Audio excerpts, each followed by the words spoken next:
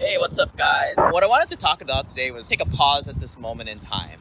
Now, and I just want to bring you guys out to the water here because I just wanted to ask you a question. Do you know how to catch a wave when you're surfing? For those of you who don't know how to surf, as someone who works all the time in the office and someone with self-proclaimed soft feet like myself, look, I don't know how to surf. I'll be honest. But follow me here with this analogy because I've seen it done a few times. I've sat out here and I've watched these guys do it. Just go with me. So I was recently talking to some of my partners and some brokers, common thread in these conversations, this recovery going on at the moment. We're starting to see this country get back in order. And certainly a lot of us are making that call. Second half of 2021 is going to be when things are going to be really strong. Now, I believe this is going to be the biggest wave I've ever seen in my lifetime, maybe even yours. How do I know this? The stimulus that has been pumped into the economy dwarfed the recession of 2008. There have been many indications, if you've been following my monthly green sheet updates, multiple rounds are coming. Now, if you caught that slip of the tongue from Senator Carrigan's hot mic incident the last month, he was talking about how he thinks that the Democrats are going to push their weight around now that they have the majority vote. And basically, they're going to be the already $1.9 trillion stimulus that just went through, economic package that would be reportedly costing between $2 and $4 trillion. This is on top of all that stuff they did in 2020. Now, ultimately, this helps us investors as more money flows to our tenants, and then, of course, to us in our pocketbooks. As investors, it's a heads I win, tails I win situation. Who knows? They may find ways to directly stimulate our already good lending programs, such as Fannie Mae, Freddie Mac. If not, we'll keep cash flowing. That's the nice thing about the business plan. Now, inflation is going to come to pay for all this mess. And the savers, those who are hoarding money in their bank account or keeping it locked up as home equity, not doing anything, relative value to the loan are eventually deflated over time as inflation happens. This is another one of the many reasons why we do what we do and we pick up good Fannie Mae, Freddie Mac debt and from other community banks. Fannie Mae, Freddie Mac, a lot of the big economic houses out there are forecasting a 5 to 8 GDP growth just for one quarter coming out the second half of this year. I've been consistently discussing this amongst my closest peers and amongst my inner circle investor group. Now, what are we doing to get ready? Now, going back to my surfing, how do you catch a wave? When you see that swell out there, you got to start paddling now because you've got to kick enough speed in order. If you wait too long and you just wait till see those statistics come into play, quarter 3, quarter 4, whenever Lane and company are saying it's going to happen, it's going to be too late. The wave's just going to go right over you, and then you're going to say, those guys just got lucky, right? And ultimately, you're going to be missing out on one of the biggest bull markets we've seen. Remember, COVID-19 brought about a health pandemic. Prior to the recession, there was nothing wrong with the economy. All-time lows of unemployment. Don't be like most people. This wave is going to go right underneath, and they're going to be making an excuse on why they missed out, or worst off, just chalk it up to people being lucky. Look, people who are putting themselves in position now, getting speed, paddling, going into good opportunities, they're not the lucky ones. They were the people working hard, while people who are just sitting around on their board like this,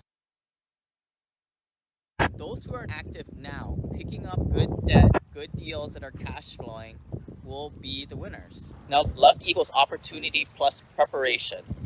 We are preparing now by starting to invest capital last year. If you notice what we were doing last year, we were picking up deals. We were still remaining active in 2020.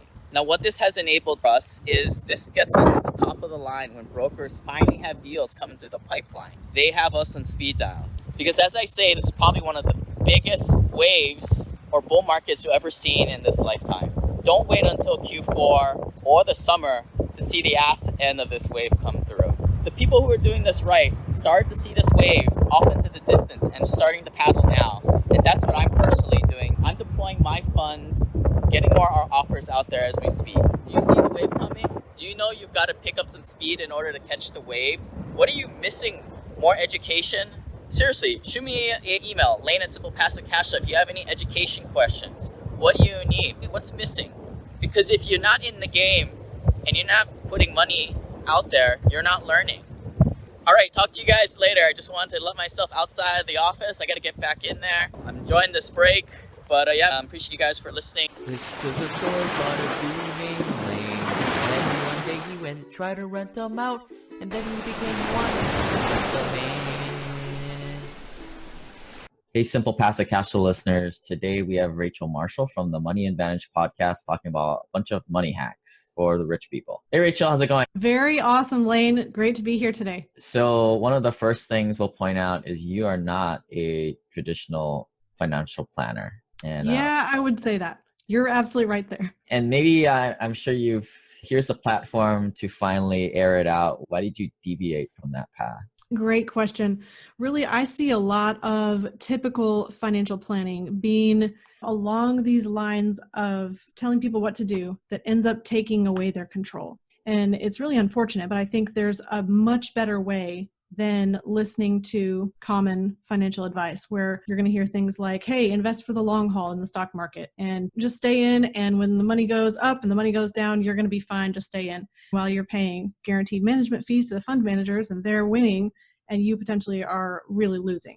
We also see things like people say, oh, pay off your debt as quickly as possible because then you're going to be debt free. That's not really a position of financial control. So when we see so many financial strategies and so much financial information really taking that cash flow and taking the control out of the hands of people, that's really something that I want to be in a position of giving back the cash flow and giving back control to the people we work with. All right. So the people listening are high-paid professionals already investing in real estate. And they're drinking the Kool-Aid. Maybe we can talk about that HELOC strategy in a little bit. But, they're already about to break up with their financial planner. And what would you say would be, people are probably calling them crazy. What are some suggestions on what to tell your friends and family when you're going to get rid of that person? That's a really insightful question. And I think it really comes back to, you have to ask yourself, who do I want to be in control of my financial destiny? And especially as a high paid professional or somebody who's already accredited status for their investing, you're in a position where common strategies and common financial stuff just really doesn't work for you. And if you are being honest with yourself about where you want to go and what you want to create in your life and the tremendous wealth that you want to have, I think it takes a little bit of courage to be able to say, hey, I need to do things differently and really step out and be honest about the fact that I need to be in financial control. I don't want to just trust somebody else or rely on them. And really what it comes down to for us is we say, you, the person we're talking to, you are the best financial advisor you'll ever have. And I know that sounds really odd, especially if I'm in the financial industry, but it's because we really believe that you are the best person to be in control. And I think that's really the crux, what it comes down to, that people who are breaking up with their financial advisor and really going off the range and saying, okay, how do I have as much cash flow as possible? How do I invest in cash flowing assets? How do I invest in real estate and all these deals that you are talking about, Lane? It's really those people who are saying, I want something different.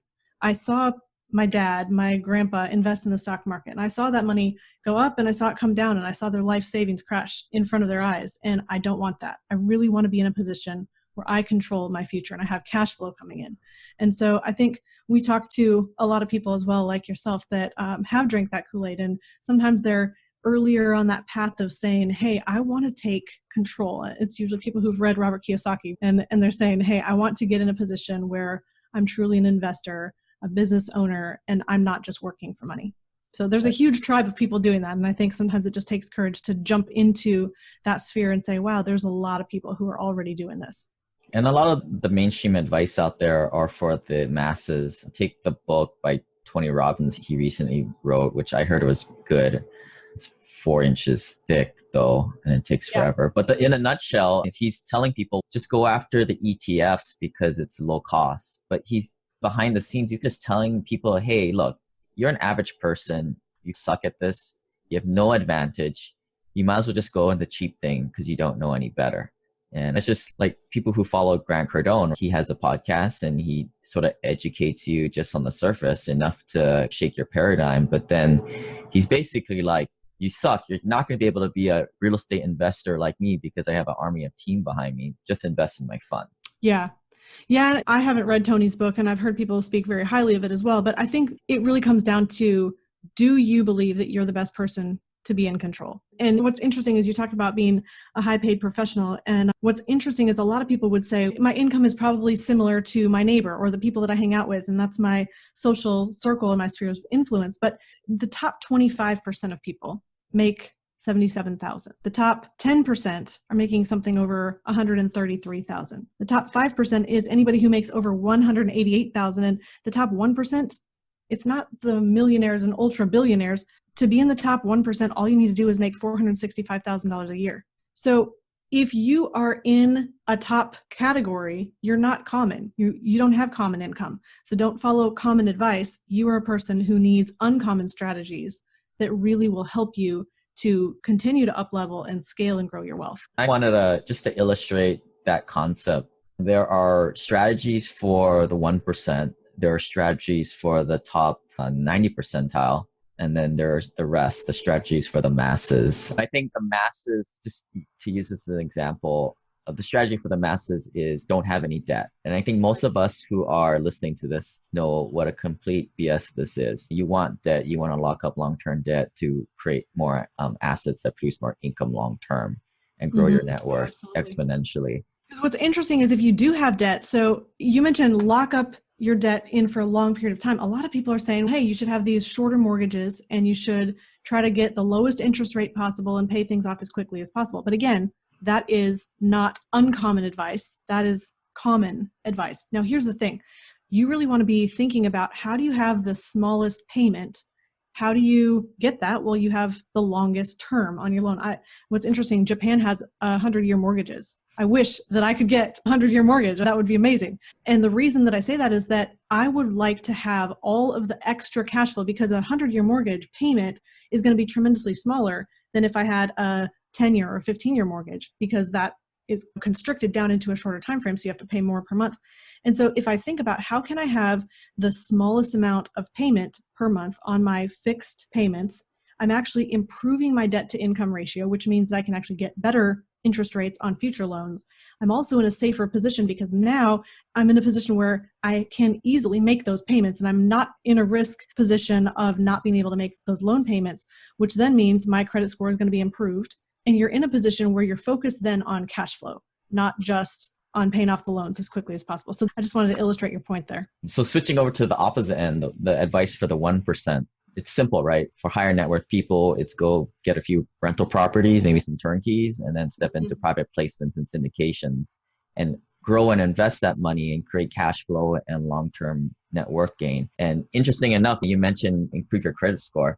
For the 1%, I don't care about my credit score. I'm not getting the debt. The general partners are getting the debt on my behalf. Switching back to where I'm landing on this advice for that top 90 percentile that maybe I know you and I wanted to bash this strategy for the 90 percentile. It's not horrible, but it's not the best thing that you could be doing. And that's the taking your HELOC, paying down your home. Maybe people who haven't heard of this strategy before, maybe can you outline it for us real quick? I can, and I'm honestly not super familiar with this because this is not something we recommend. But the idea would be, well, let's have the HELOC and then let's put all of our income into the HELOC and use the HELOC to pay off all of our expenses and including our mortgage and all of our other debts and all of our lifestyle expenses.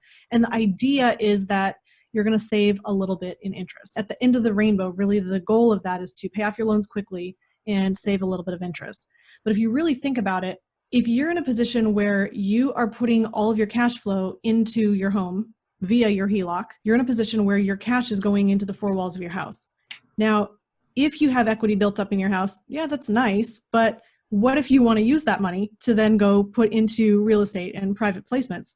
That money's locked up. That's not something you're going to necessarily be able to go access and put to use in rental real estate. And so what you want to do is you want to think about how can I have my cash stored in places that A, is safe, it's not going to drop in value unless I take it out, where a house, if you're putting the money into your HELOC and into your four walls of your house, if the market does drop, then you lose that equity. So you want it to be safe. You also want it to be accessible. Now, in any circumstance, you want to be able to get to that money. You don't want to have to say, look, right now I don't have the income, and so I need to be able to tap into this mortgage and pull the money out. You want to be in a position where you can access that capital regardless of your financial circumstance. And it's arguable that you could say, hey, I'm high net worth and I have lots of money and I don't have to worry about ever being in a position with without income, but you want to put yourself in a position where you're never going to have a cash flow crunch.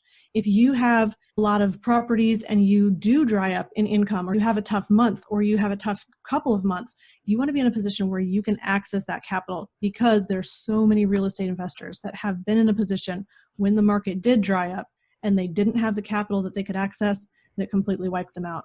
And so to be in a safe position, you want to prevent that cash flow crunch. So you want to store your money not just in the four walls of the house, like I said, you want to have it where it's safe, where you can always access it, and where it is growing. Yeah. So if you guys are a little slow to the party here and you want to watch the full 1 hour plus webinar on this, SimplePassiveCashflow.com/HELOC, and you can learn all about this pretty bad strategy, in my opinion. But you're paying down debt here, and okay, but it's not the best optimal strategy. And people, I get this all the time. That's why I just really wanted to talk about it. People in the mastermind will be like, well, I heard of this strategy. And it's an awesome like YouTube zinger headline, right? Pay your mortgage off in 4 to 7 years. But it's just not a good strategy that the wealthy do. Well, here's the interesting thing.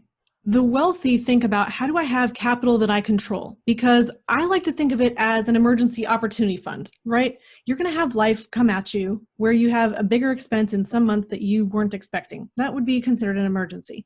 You're also going to have opportunities, which is the thing that's really exciting. It's the reason that I want to have cash that I can get to. And that cash that I'm storing is way more valuable than paying off the loan as quickly as possible. Here's the thing. If I have the cash to be able to pay off my mortgage, I'm not in debt.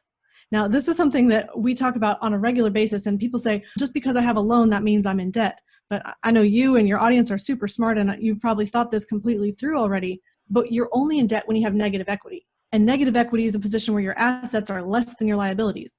Now, if you had your cash sitting somewhere that you could access, and say you had $700,000 and you want to pay off your $700,000 mortgage, you could, if that was the best use of that capital for you.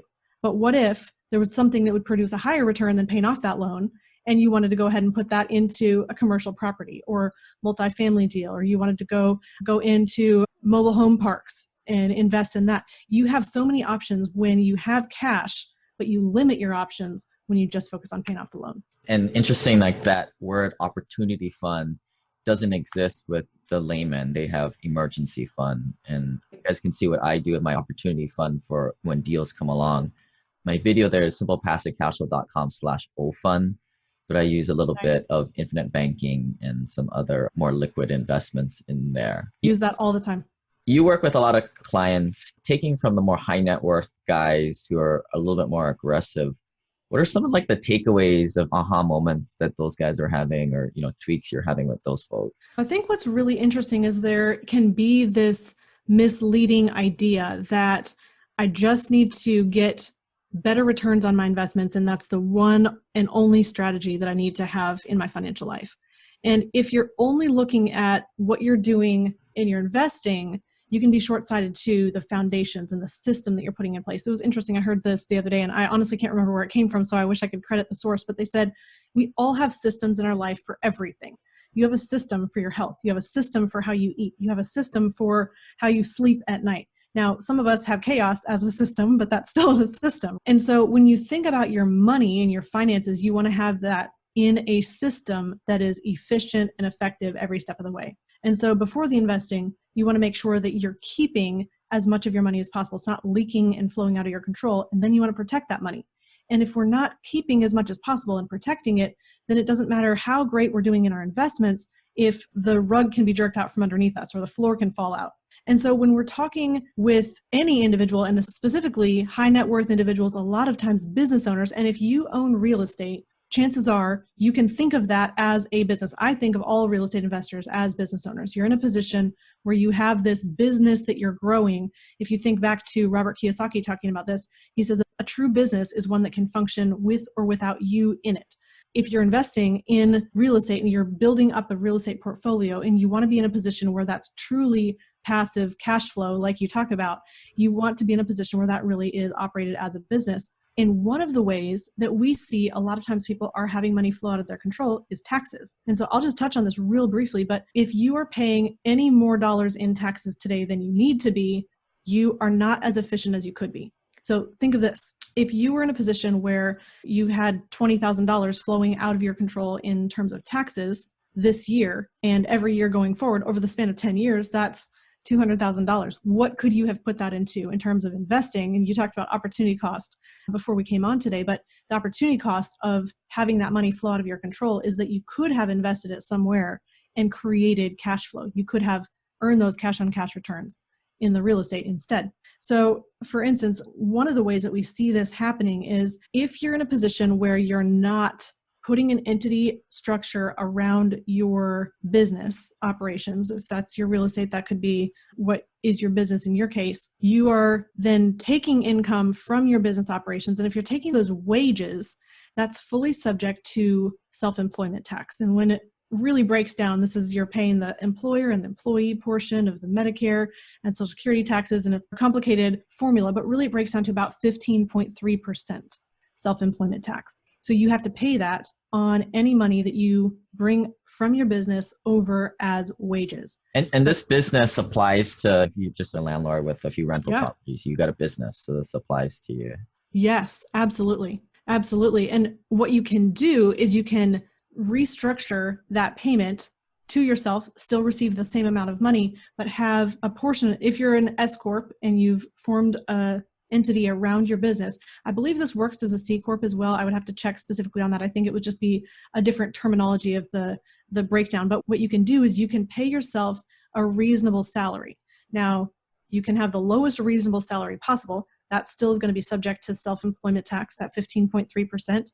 But you can have the rest flow over as dividends. I think in a C Corp, it's called distributions instead of dividends, but I think the strategy is the same. And I don't want you to quote me on that, but at the same time, what you're doing is you're having the wages come over from the business or your real estate ventures. And then on top of that, you're having dividends, and the dividends don't have self-employment tax. So you're saving that 15.3% on the portion that's coming over as dividends. So like, for instance, we had somebody who they had a compensation from their S Corp of $128,000. And they were paying that all as wages. And so instead, they broke it down. They had $80,000 salary, and they had then $48,000 come over as a distribution. And so that saved them the 15.3% on $48,000. So it was about $7,300 a year that they saved on taxes just by changing their pay structure. And then they also were able to reduce their overhead. They scheduled one staff member instead of two, where they didn't need the additional person. They were able to have a central booking appointment strategy that they used. So some technology that they were able to use instead of the additional employee. And so that was another $40,000. And so what happened in that case is that was a savings of $47,000 per year. And again, you might think, well, that's only $47,000. But if you add that up over the course of 10 years or so, 20 years, the rest of your life, what is the opportunity cost on having spent that money that you didn't need to spend? So Rachel's talking in terms of businesses. This is for landlords out there with one or two rentals, or maybe even got a bunch of syndication deals. You know, right now, interchange wages with rental income. So it comes in. A lot of us, I think, we're smart enough to have LLCs, comes into there. But right now you're getting killed because every single penny that you make out of that LLC is getting all that, what is it, self-employment, all that Medicare or Medicaid tax. Yeah. So what Rachel is saying, we'll carve off a good some portion of it. The more you make in that business, the bigger the amount you can carve off that you can shelter away from that self-employment tax, et cetera. Which is huge. Then you're in a position where you are thinking strategically about the future. And what's really interesting here, Lane, is it's not about gaming the system, the tax system. Really, the tax code, I'm sure you've heard this before, but there's thousands of pages. This thing is a beast, and I would not prefer to personally read it, but there's only a few pages that are about how to pay tax, and the rest of this gigantic document are all ways, they're a roadmap to not pay taxes. And so you really need to be working with somebody who is knowledgeable about the tax code, that really seeks to leverage it in your favor, and not do, unfortunately, what most CPAs for common people do. And they say, hey, let's just defer some money and not pay tax on it this year. And that sounds like a great end of story if we stop there, but you still are going to pay tax in the future.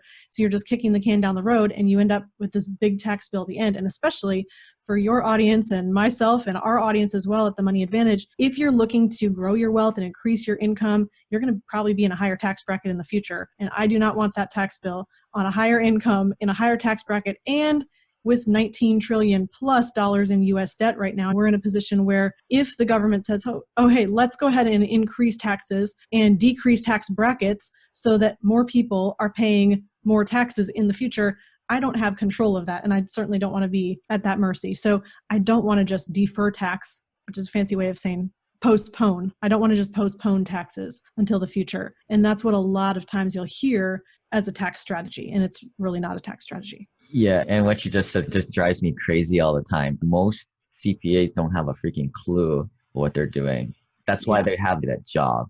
And that's why I sit at home in my shorts all day long. Not to say that, hey, I'm not a CPA, I'm not a lawyer. This is where you have to learn these strategies, and you're not going to be the one. This can potentially be a little dangerous, right? Yes. If you go overboard with these proportions, you possibly can get audited. But reasonable salary. That doesn't mean you're going to say, oh, my reasonable salary is $1 and the rest of my money is coming over without self-employment tax. That's stepping over the line. And here's the line. And you want to be working with a tax strategist that says, okay, I understand the lay of the land and the landscape, and I'm willing to walk up to that line, but I'm not going to cross over. And that's the piece that instead a lot of CPAs will just say, hey, I'm just going to stay as far away from the line as possible. And that's where a lot of money gets left on the table. And unfortunately, way too many people are in that position where they say, I have the best CPA in the world, and yet they're still leaving a lot of money on the table. So again, it is not about doing things that are illegal. That can land you in a huge amount of hot water.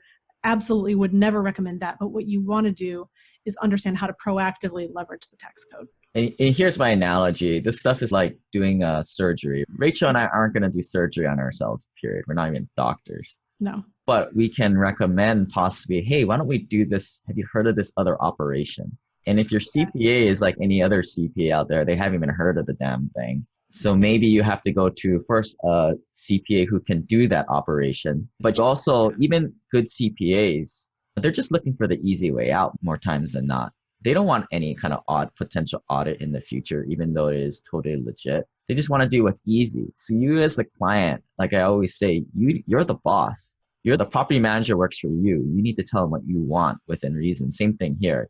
Your CPA works for you. You need to tell them what you're going for. You need to hear them out. If not, you need to get a new CPA assuming and get to someone who is legit and then can do this stuff for you. But but never do it without a CPA. You are using their recommendations. Now, what you want to do is ask yourself, is this the CPA for me? Are they going to help take me to that next level? And a couple of questions you can say is, are they meeting with me outside of tax season? That's just one really good, almost an indicator, a marker. Are they concerned with helping me strategize outside of just saying, okay, what did you already do and how can we react to what you did in your business and your real estate and your investing and all of those things? Really, you want somebody who's going to help you plan ahead so that you use the right deductions, so that you apply the right things in your strategy and process so that you can take advantage of the tax code. So a lot of people have been sending me their CPAs, and because I'm trying to build a list of, good folks to work with. Some people only want to work with people locally. So my quick interview sheet with these guys is like, hey, have you heard of land conservation easements? Hear what they say. That what I don't want to hear them say is, I never even heard of that. What is that? Okay, well, I'm not here to educate your CPA. And then number two, I want them to understand the dangers and risks of it, but I want to ultimately hear, we've done them in the past, and for the right situation, we'll do it. Yeah, definitely not that first answer, but that's my quick and dirty way of vetting CPAs. It's interesting, and I'll just say this, I'm not a CPA. I work in financial services, and really what we help people do is increase their cash flow. Like we're talking about cash flow strategies. And so what makes me aware of all these different things that can happen in a person's financial life. We also do a lot of work with privatized banking and alternative investments. So that's where we come into play. So I want to make sure that I'm not at all painting the picture that I am a CPA, because I'm not. And I'm not a CPA at all. But you know more than some of them. I do. But at the same time, you need to work with someone who's certified. And one thing that we have done on our show, we had Mike Mix interviewed. We interviewed him, and he wrote the book called Profit First. He also wrote The Pumpkin Plan and Toilet Paper Entrepreneur. Really great guy. And he focuses on making sure that you have profit in your business and in your personal life, but more than just having a high revenue. And that message is amazing. And he actually has established a network of tax professionals as well. That's the Profit First professionals. And that's really one way that you can step in the right direction of saying, how can I make sure that I'm maximizing my profit? So Rachel and I are not advocating to doing this stuff yourself. No home surgeries here. Absolutely not. So I wanted to talk about something for myself personally that I was working on that you and I were talking about earlier. It's using your home as like a meeting place, little go-to tax deduction for potentially about 10 to 20 grand a year, something like that. It depends. Well, I live in Hawaii, so it's expensive here. Here's what this breaks down to. And again, this is a part of the tax code. So it's actually been referred to as the Augusta Rule or corporate rent. What happens is there's a portion of the tax code that makes a rental property. And so you have a rental property that you pay tax on your rental income is something that is not short-term. You're renting at least 15 or more days a year. But if you're at 14 days of rental or less, then the income that you receive from that is not subject to tax. So here's what it looks like. You own a house and you're in Hawaii, and your listeners are probably all... I rent because it makes no sense to own. Okay. But either way. Smart then. That's awesome. Yeah. So say you did own the property, or you're in California or wherever you live, and you're in a position where you say, I want to rent out my home. This kind of started, it was brought to light by people in Augusta, Georgia, with the Masters, playing the Masters tournament. And they would rent out their homes during tournament week when they had all the golf fans coming into town. And it was fascinating to me because they could easily rent their homes for $7,500 a day because of the demand. The hotels couldn't handle the volume. And so they're saying, okay, here's what the market is doing and how much we can rent our homes out for. And it's to people who are coming in from out of town. Now, you can rent your home. Anyone can rent their home, their personal residence, up to 14 days a year. You could rent it to people who are coming into town, your neighbors. You could rent it to people coming in town for an event, football games, whatever. But what you want to do is you can also say, anyone who's renting that, the income that I receive, if it's 14 days or less, I don't pay tax on that money when I receive the rental income. So my business can be a renter of my personal residence. So there we go. And Lane, I would have to check on that strategy because I haven't had somebody ask me if they currently rent their residence. Can they rent it out to their business? I think so, but I honestly don't know. So, but yeah, I would have to check. We'll check, yeah. So I know if you own it, you can. Right. So what this is a good example, right? Like here, we don't know the answer, but we're going to ask the question the right way to not have a CPA just say, you can't do that. That's done with that. Now I can go meet my tea time at 3:00.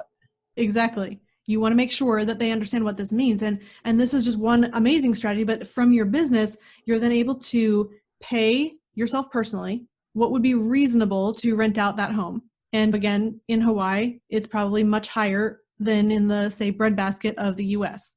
Or if you're in California on the coast, you're going to have a much higher cost of renting. So you want to have a reasonable cost. If you could rent another similar house for $1,000 a day, you're not going to charge $20,000 to your business. That would be ridiculous, but you want to have that be comparable. But then what happens is the business or your business that surrounds your real estate investing or your investing in general, then can pay yourself personally. What happens is that's a deduction on the side of the business. So they're not paying tax on that because it's a deductible business expense. On the personal side, that comes to you as non-taxable income. You don't have to report it on your tax return. So what's happening is that it's an additional way to get money out of your business without paying tax on that particular portion of the money. And so we've seen this in, say, for instance, in our area, you could rent for about, $1,400 a day or so. So you stack that up over times 14. I'm going to go ahead and do the math on that. I didn't plan that in advance, but let's just say 1,400 times 14 days, that's 19,600.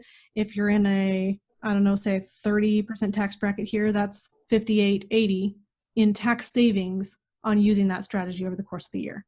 Do you follow me on that math? Sounds like cheating to me, but hey, it's just following the tax rules. It is definitely following the tax rules. And again, now don't go overboard. You can't charge something that's unreasonable. You can't go over the 14 days or all of the income you receive is subject to tax then. And I also heard of, I haven't done this before. This is what's been told to me is like, you got to go through the exercise of getting some bids.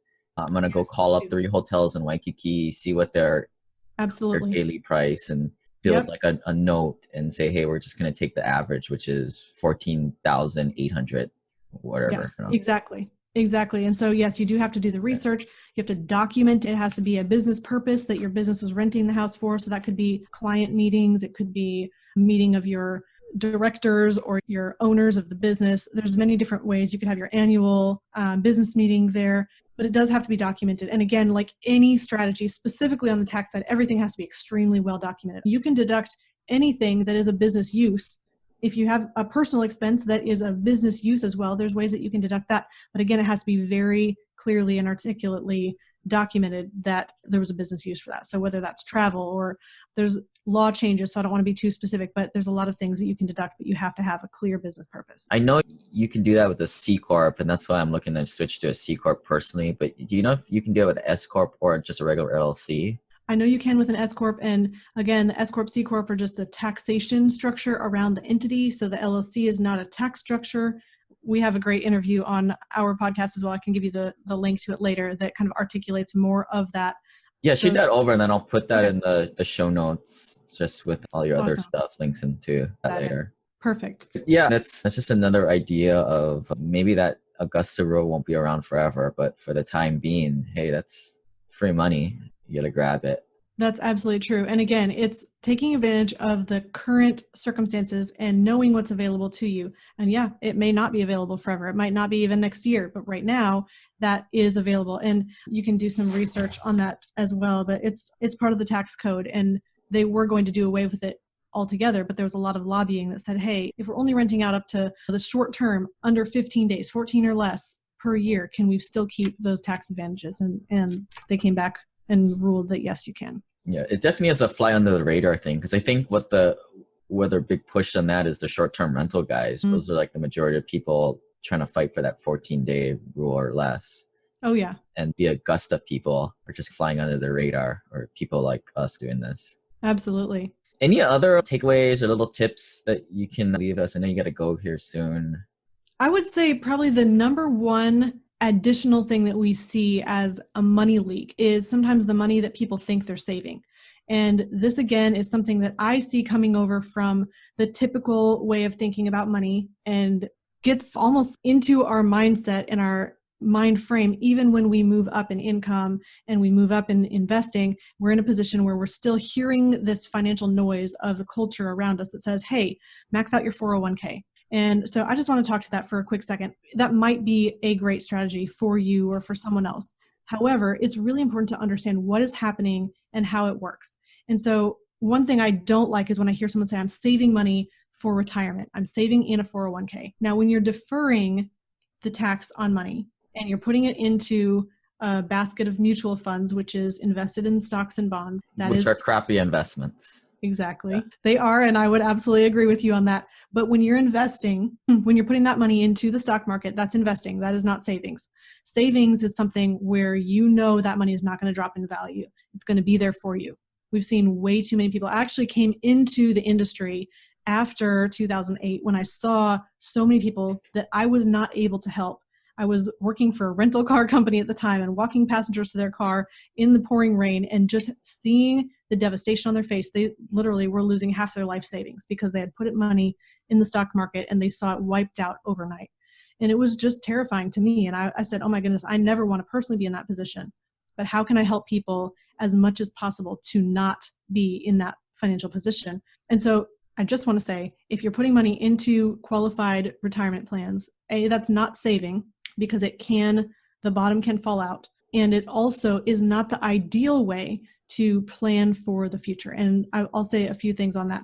One is that if you see a balance, say it's even $1 million, and I know that this has been, hey, if I get $1 million, which your audience is far beyond thinking that $1 million is the end all be all, because they know that that's not enough to create the lifestyle that they want in the future. But say you did get that much on your account statement. It says you have $1 million in your 401k. You're in a position where that money doesn't even all belong to you.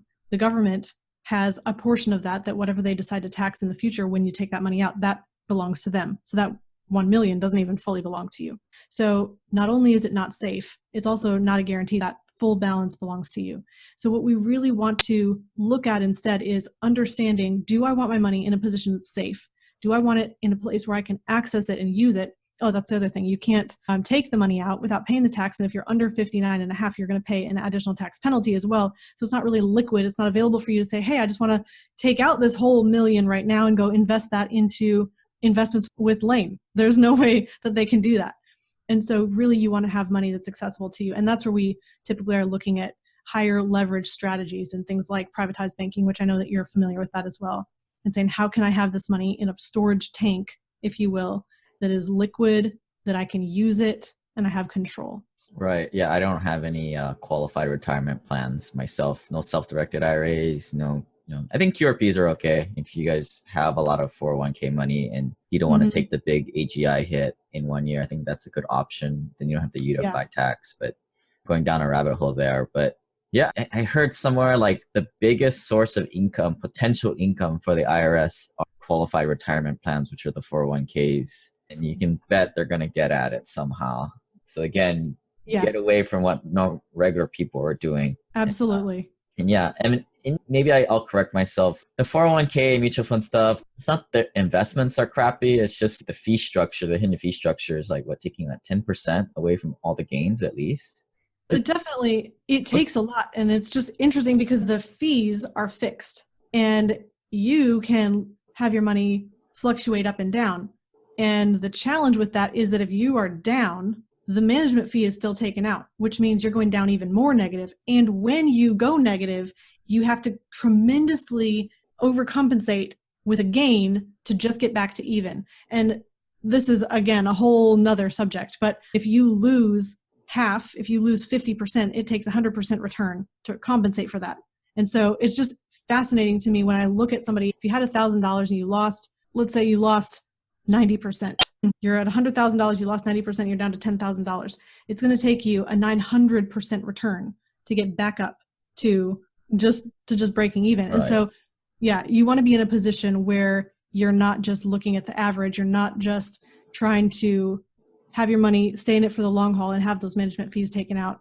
Absolutely. Yeah, check out Rachel's podcast, the Money Advantage podcast. And she's got a program, so we'll link that up in the show notes along with some other notes that we have here. And thanks for coming on, Rachel. We appreciate it. Absolutely, Lane. Thank you so much for having us today. And again, Bruce was not able to join us, but this has just been really a pleasure talking with you today. It's really exciting to talk with like-minded people who really... I know, yeah. That's why we do the Mastermind. I'm so tired of people looking cross-eyed with me when I tell them I don't have any 401k anymore. I don't either. Yeah. All right. Thank you.